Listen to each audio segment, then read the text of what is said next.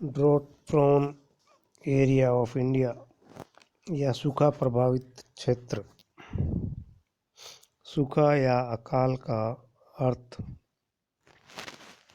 पानी की कमी से है।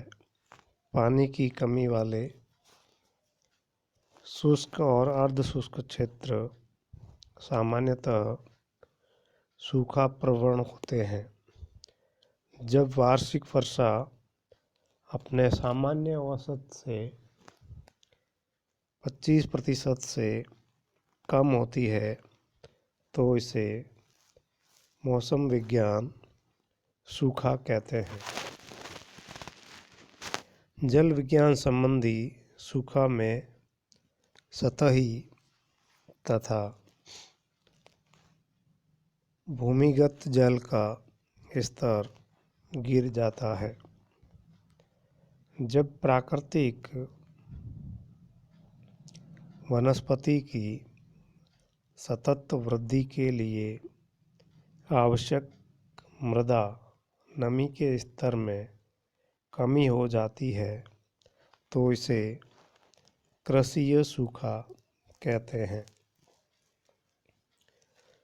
जब सूखे की स्थिति से प्राकृतिक पारिस्थितिकी तंत्र की उत्पादकता घट जाती है और प्राकृतिक पर्यावरण क्षतिग्रस्त हो जाता है तो इसे पारिस्थितिकीय सूखा कहते हैं। इस प्रकार सभी प्रकार के सूखे या अकाल या ड्रॉट्स में जल या वर्षा का महत्वपूर्ण योगदान होता है। जल, चारे और अन्न का अभाव सूखे के प्रमुख लक्षण है। सूखा या अकाल किसी भी समय पड़ सकता है। इसके प्रभाव के कारण पेयजल, सिंचाई के लिए, उद्योगों और शहरी आवश्यकताओं के लिए जल का अभाव उत्पन्न हो जाता है। सूखे के कारण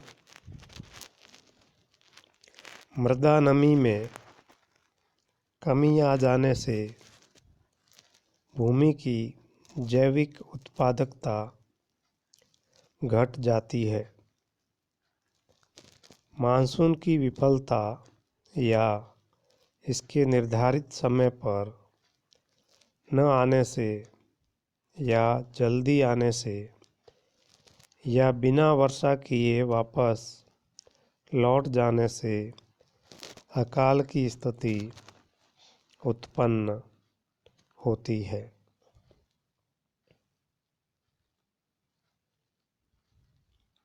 इन परिस्थितियों ने भारत के सूखा प्रभावित क्षेत्रों का निरंतर विस्तार किया है।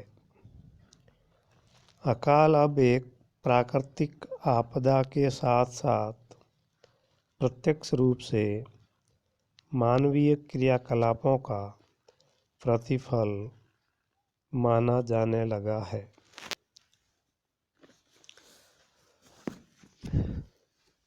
प्रतिवर्ष देश के किसी न किसी भाग में अकाल अथवा सूखा पड़ना एक सामान्य बात है। सिंचाई आयोग ने उन क्षेत्रों को शुष्क माना है जहां वर्षा 10 सेंटीमीटर से कम होती है और इसमें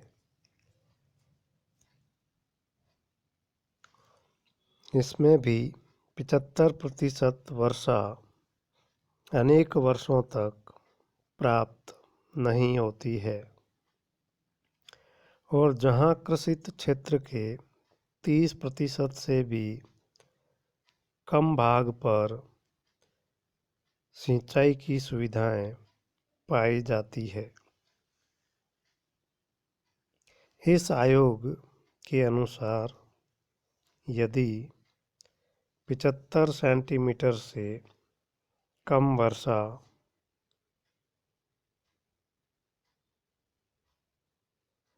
प्राप्त करने वाले जिलों को अकालग्रस्त क्षेत्र माना जाए तो ऐसे देश में लगभग 77 जिले हैं जिसके अंतर्गत बोई गई भूमि का 34% भाग आता है। उन जिलों को छोड़कर जहां सिंचाई की सुविधाओं का विकास किया गया है, 50 जिले ऐसे हैं जिनमें अकाल की आशंका सदैव बनी रहती है। इसके अतिरिक्त महाराष्ट्र, गुजरात, मध्य प्रदेश, कर्नाटक, राजस्थान और उत्तर प्रदेश के 22 जिलों में जहां वर्षा 75 से 85 सेंटीमीटर तक होती है, वे भी पूर्णतः अकाल वाले क्षेत्र माने जा सकते हैं। केवल देश में असम, पश्चिमी बंगाल, उड़ीसा,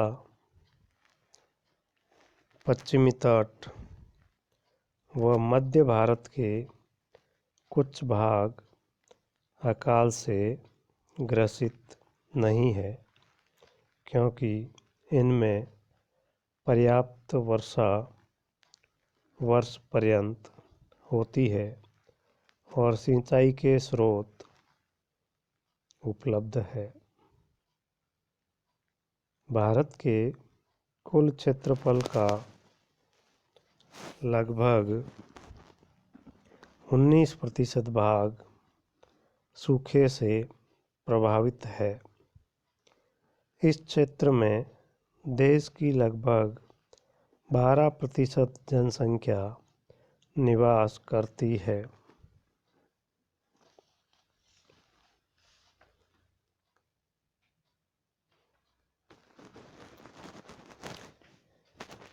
राजस्थान, गुजरात आदि राज्यों में सूखा एक स्थायी लक्षण है। देश का लगभग 30% क्षेत्र सूखा प्रवण है, जिसमें प्रतिवर्ष लगभग 5 करोड़ लोग प्रभावित होते हैं तथा कुल बोए गए क्षेत्र का लगभग 68% भाग प्रभावित होता है। भारत में सूखा प्रभावित क्षेत्र और भयंकर सूखा वर्षों को इस प्रकार से दिखा सकते हैं। राष्ट्रीय जल कमीशन के अनुसार भारत में आंध्र प्रदेश राज्य के 7 जिले,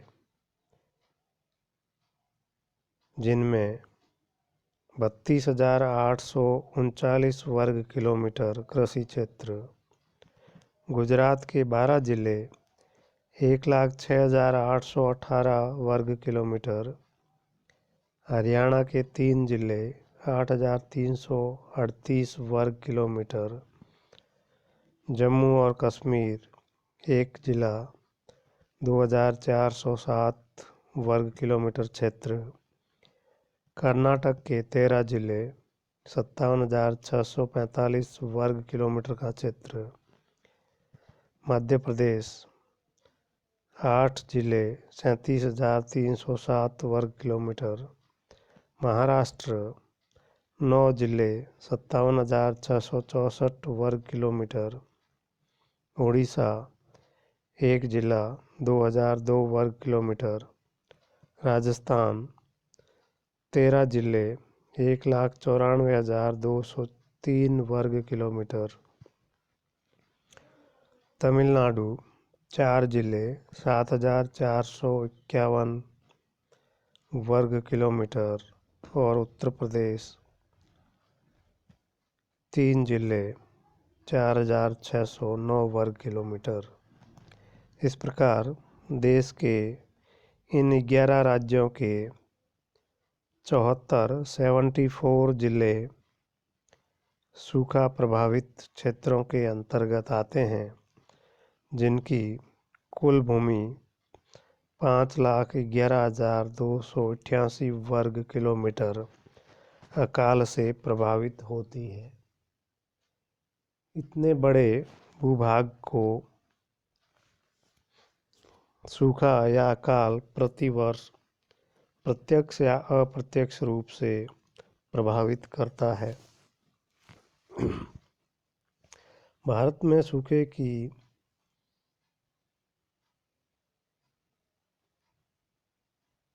विकट समस्या 1877, 1899 और 1918, 1987 जिसके अंतर्गत इसकी प्रवणता सबसे अधिक थी और कुल क्षेत्रफल का अधिकांश भाग इस अकाल के द्वारा प्रभावित हुआ।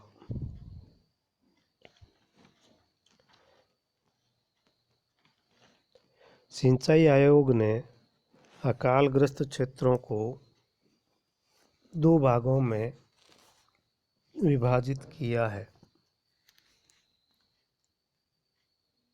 पहला,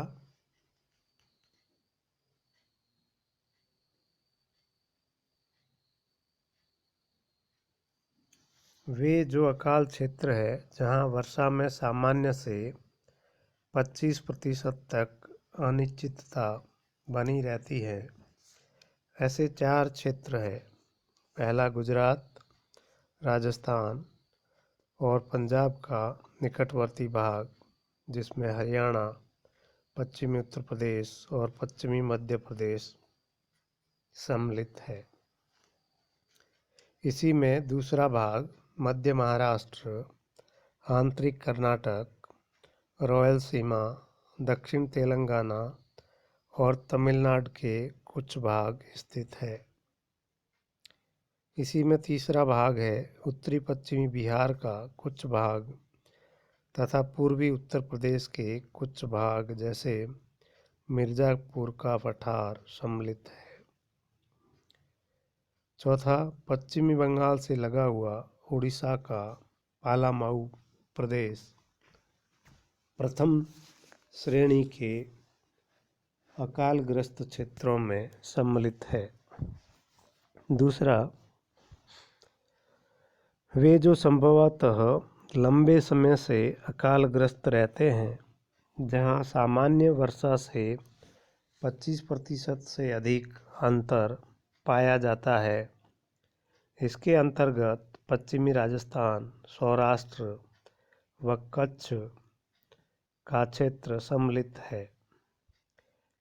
भारत में सूखे से प्राय प्रभावित होने वाले क्षेत्र गुजरात, पश्चिमी राजस्थान, झारखंड का पठारी भाग, मराठवाड़ा, तेलंगाना, रायलसीमा तथा उड़ीसा में कालाहांडी और उसके समीपवर्ती क्षेत्र है। मानवीय गतिविधियों के फलस्वरूप वायुमंडलीय प्रक्रमों में आए बदलाव से अल नीनो जैसी घटनाएं अस्तित्व में आई है, जिसके प्रभाव स्वरूप भारत में सूखा प्रभावित क्षेत्रों में वृद्धि हुई है और सूखे की आवृत्ति भी बढ़ी है। 1987 में भारत के 13 राज्यों में भयंकर सूखा था। इससे 2.5 लाख से अधिक गांव और 4.5 करोड़ हेक्टेयर कृषि भूमि तथा 28 करोड़ लोग प्रभावित हुए। वर्ष 2002 में भी मानसून वर्षा के सामान्य से कम होने के कारण भारत के मध्यवर्ती पश्चिमी व दक्षिणी राज्यों में भयंकर सूखा पड़ा। देश का यह क्षेत्र जहां प्राय अच्छी वर्षा होती है, जब सूखे की चपेट में आता है तो स्थिति और अधिक विकट होती है। इस प्रकार भारत में सूखा या अकाल एक महत्वपूर्ण समस्या है जो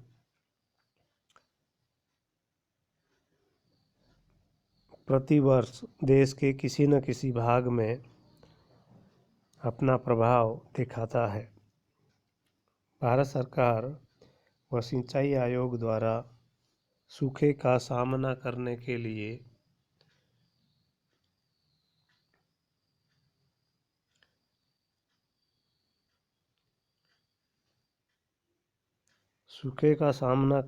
लिए कुछ उपाय किए गए हैं जिनसे इसका प्रभाव कम होता किया जा सकता है।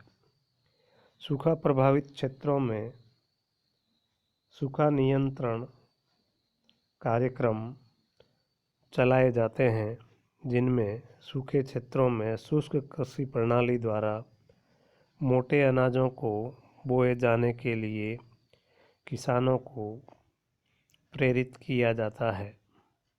इस प्रणाली में गहरी जुताई करके नमी की मात्रा को सुरक्षित रखा जाता है और सस्ते बांध बनाए जाते हैं। सिंचाई फव्वारों के द्वारा की जाती है। दूसरा, कम समय में उत्पन्न होने वाले बीजों का विकास किया गया है, जो फसल की कम अवधि में ही बीजों को तैयार कर देती है। ऐसी उन्नत कृषि फसलें तैयार हुई है जिसमें कपास, अरंडी, अरहर, ज्वार, मूंग, बाजरा, गेहूं